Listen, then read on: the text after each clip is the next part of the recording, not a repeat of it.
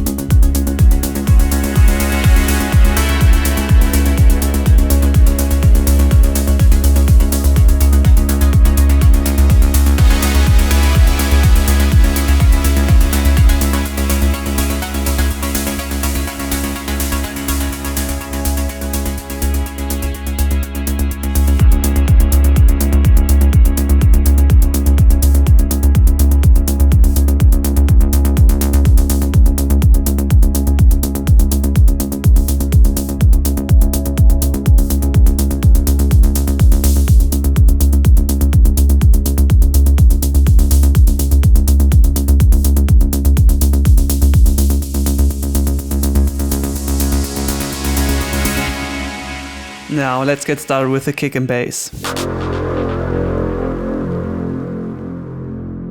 Now for the kick I choose a sample where I took a little bit of the decay here out, as you can see. Then I have some minor adjustment with the equalizer, a little bit of drum bass in medium mode, and again some more EQing. Let's see how that sounds before and after.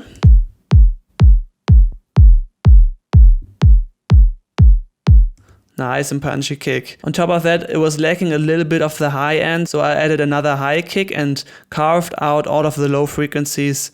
So actually that sounds like this. And together.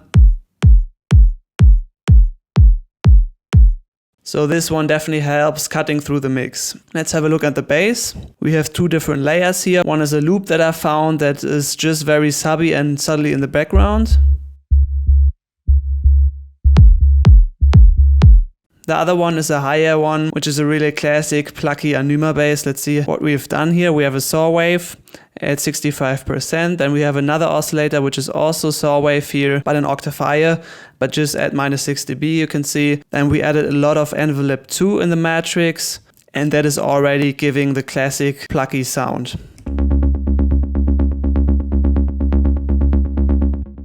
And for the notes, as you can see, we actually applied a little bit of velocity changes here. For that, you have to go into wavetable, go into MIDI, and actually also add some velocity on the filter here I did, and also on the oscillator position of number 2, which helps a little bit more of getting a kind of analogish vibe. Let's have a look at the processing. Quite a lot going on here. Let's group it and see how it sounds without it.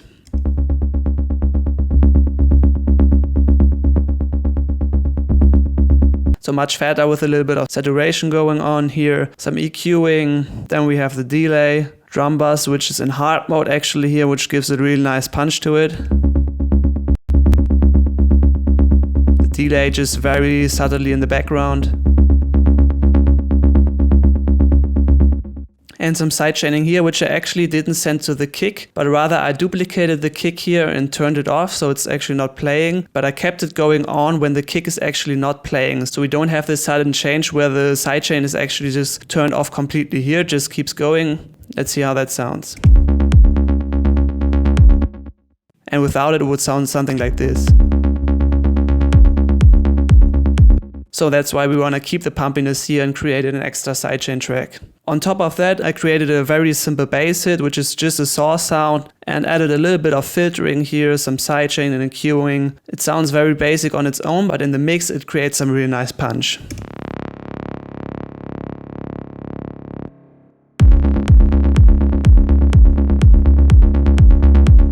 Now before we move over to the drums, I actually wanted to show you how important it is to automate your sounds. As you can see, we have the frequency here, we have the resonance, and that's actually already it.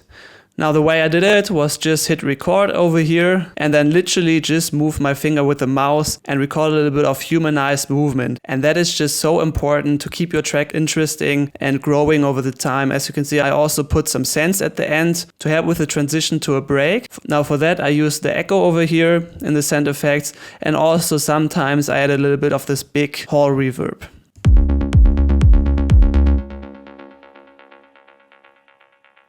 Now on the kick and bass group we also have a little bit of processing. This is just making sure that the bass is in mono at 100 Hz, as you can see. Here we have a glue compressor which glues the kick and the bass a little bit together. A drum bass which is providing some extra punch and also taking down the low frequencies a little bit again. Let's have a look at the effect of this.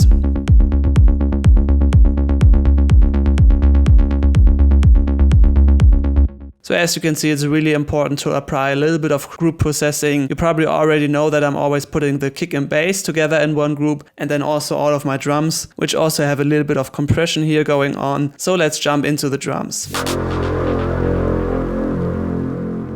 First of all, we have a little clap sound here, which I actually didn't hear in any of the ANYMA tracks, but I just thought it's nice to give some interest right in front of the drop.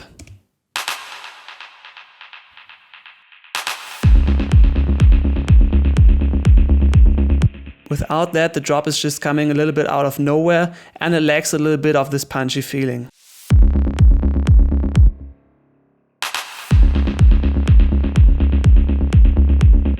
So then we have a simple 16 hi-hat. As you can see, also again a little bit of velocity applied here. And also, you know, I like to add some random effect, turned out to 14, which just adds some randomness to the velocity of the note. Now this time I took the LFO out of the Max for Live plugins over here. I put it into the 16th mode and I mapped it to the decay of that hi-hat. That just adds a little bit more variation to that hi-hat and gives some nice analog vibe. Now we also have some processing applied here. You already know that one probably from me. I also automated the release time on this white noise effect. Let's have a look how this sounds.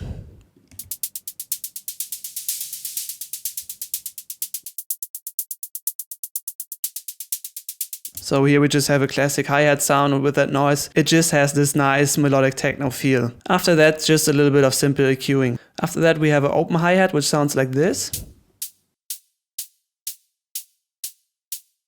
And without effects.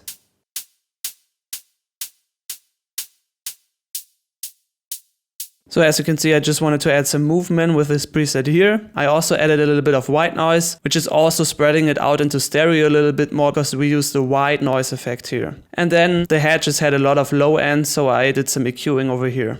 After that we have a hi-hat which is just very subtly playing in the background, just giving a little bit more interest to the drums. Some velocity playing around, otherwise it's just probably a little bit too boring, that groove.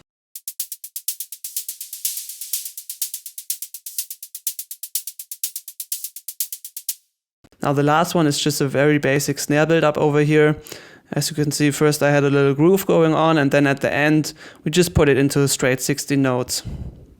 Also some automation with the gain going up, with the send reverb going up. We have some delay which is also adding, and we're getting rid of the low frequencies right in front of the drop.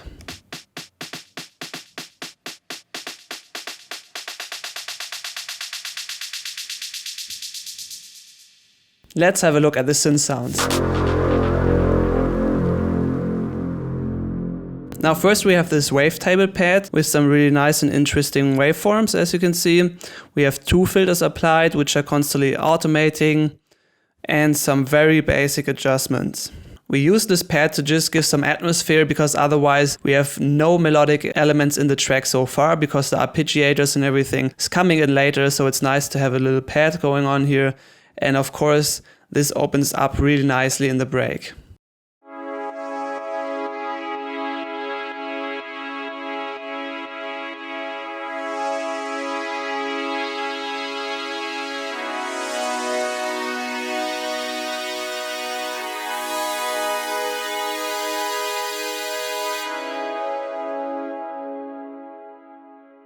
Now this pad sounds really nice, but it also sounds a little bit thin, especially throughout the break when we have no kick and bass playing. So I added this break bass over here, which I already used in another template. It's just a very basic saw wave with some nice resonance filter applied and a lot of drive, as you can see. And together it sounds like this.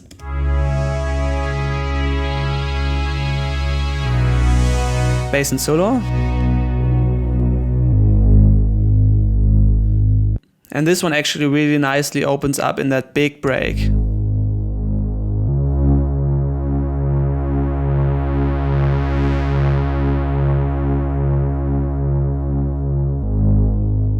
Now let's have a look at the arpeggiators.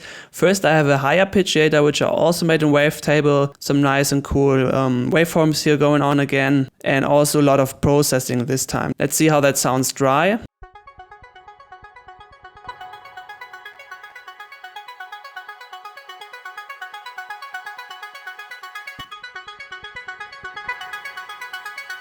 So we added some nice movement here. And of course, most of my synth sounds also go to the big hall reverb. So that is creating some really nice atmosphere. So first you find again the white noise erosion effect. We have some vinyl distortion, which is in stereo mode here as well, and it gives some nice width to that sound. Then we were adding a lot of high frequencies over here. We have an echo going on, which is in ping pong mode, and as you can see, I also used a lot of the resonance filter over here. After that, I was feeling like it has actually a little bit too much width in the track, so you can just use a utility for that, and it's just quick and fast to narrow that sound down a little bit again. And then I actually created some more auto pan movement to give it back a little nice spin over here. And then we have this time even another reverb, which is a little bit shorter than the big hall reverb. So that sound, of course, is also automating a lot through the track, especially before some drops where we introduce new elements to create this extra energy in the track.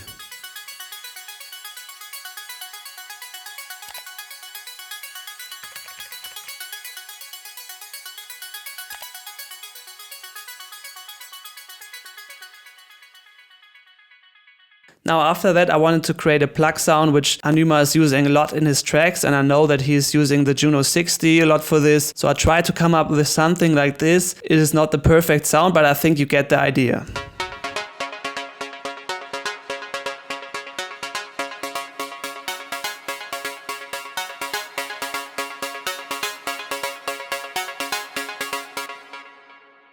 And this sound actually sounds that fat because we're using the shimmer mode in the unison here, just with 12%, but without that it just sounds way thinner.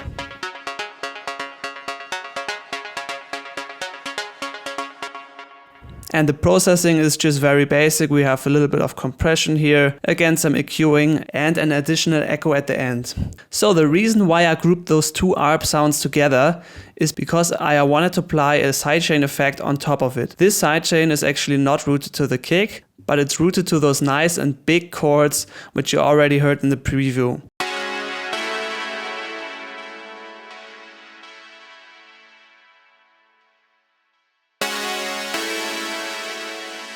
So the reason why I did this is because when you have big elements like this, they need a lot of space in the mix. And those two ARP sounds are already playing quite loud in the break, which is nice. But just on those chord hits, I wanted to bring those ARP sounds down a little bit. And that's very easy if you just root it to the big chords over here, put down the threshold a little bit. And that way, as you can see, when the chords are playing, it is pumping the ARP sound down a little bit.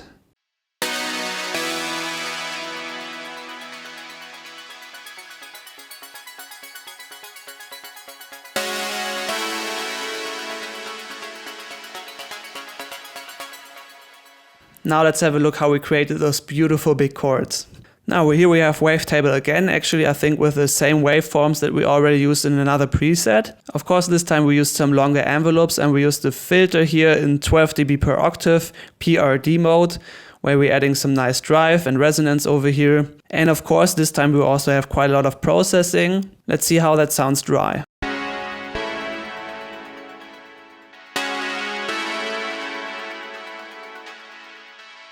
So you can see without the effects we are completely using this nice transient at the beginning. Let's see how we created this. So first I put the drum bass here again. I put a little bit of crunch. This time we don't add any drive because we already have a little bit of drive on that filter. And what is giving this nice punch over here is the transient knob. You can see how it sounds without that. Just a very flat and basic pad, and then we add that drum bass. So that's a way nicer transient, and we only used that at 50%, but it already has a really nice effect. Then we used the vinyl distortion again. As I said already, it's really nice to add some stereo width to your track. Then I thought that this initial hit is actually a little bit too hard in that transient mode, so used a little bit of glute compression. And then we just have some side chaining. We are narrowing the sound down a little bit with 30% of width only. And then we're adding this nice filtered echo with only 18%, which just keeps on playing these chords very long because it's only in the 1/2 mode. Now to introduce those big chords to the track, I used this reverse sound, which is actually just those big chords recorded with a lot of reverb. I actually took the delay off, and of course you only want to have that first hit. So you would do something like this and then just record that and then just reverse it afterwards. So that sounds like this. And together with the chords.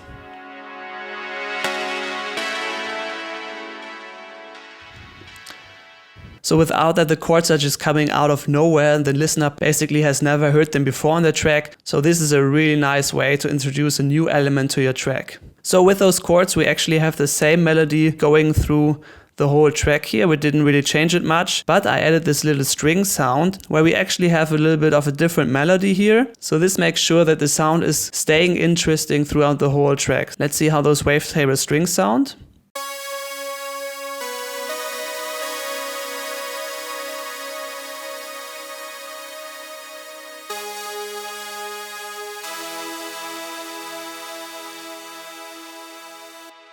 Really nice high frequency sound. So that one is really nicely melting together with those big chords over here.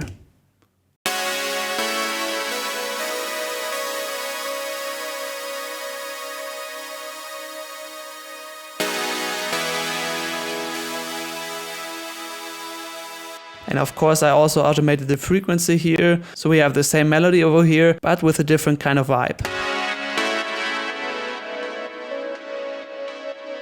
Very subtly in the background, but it's a nice melody. This one has again some auto pan, EQing for those nice and high frequencies, a little bit of echo and some compression because it hits really hard. And yeah, basically the same kind of effects like on those chords. Now the last melodic element in this track is this little glide lead over here. Because for a 6-minute track we actually need some little ear candy that keeps the track interesting. So I had this idea of putting in the glide lead with a lot of delay added. So I literally just put in glide over here, and I think I used this one over here, which sounds quite shitty like that. But let's see what we created here.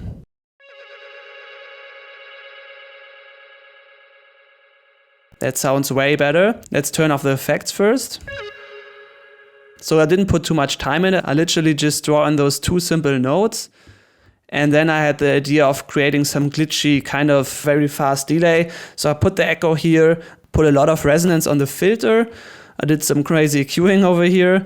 And then I actually wanted to use the grain delay, which you can find here in the effects. And I just played around with some of those presets, maybe tweaked them a little bit, but they create some really nice ongoing sound here. And I will show you how that sounds in the track.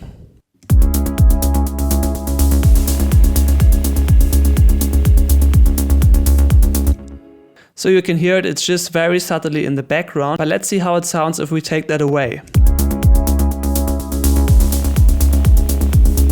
Sounds nice, but those little ear candies really take your track to the next level.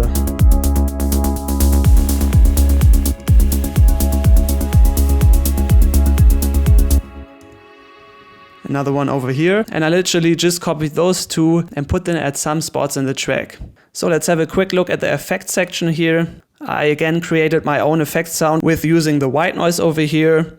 We have no filter applied, just a very long attack time, which I sometimes change to create more of a hitting sound. I used the vinyl distortion to add some stereo, a little bit of EQing, sidechaining, and that's already it. So this one sounds like this.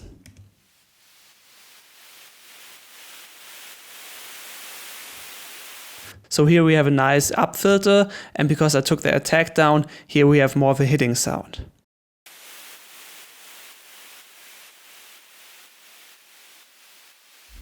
So yeah guys, this is basically how I made this template. I hope you enjoyed it and learned something. If so, I would really appreciate if you support this channel. Please leave a like and comment, and also make sure to follow my Instagram over here, because I post regular updates on new videos. Have a nice day guys, I'll see you in the next one.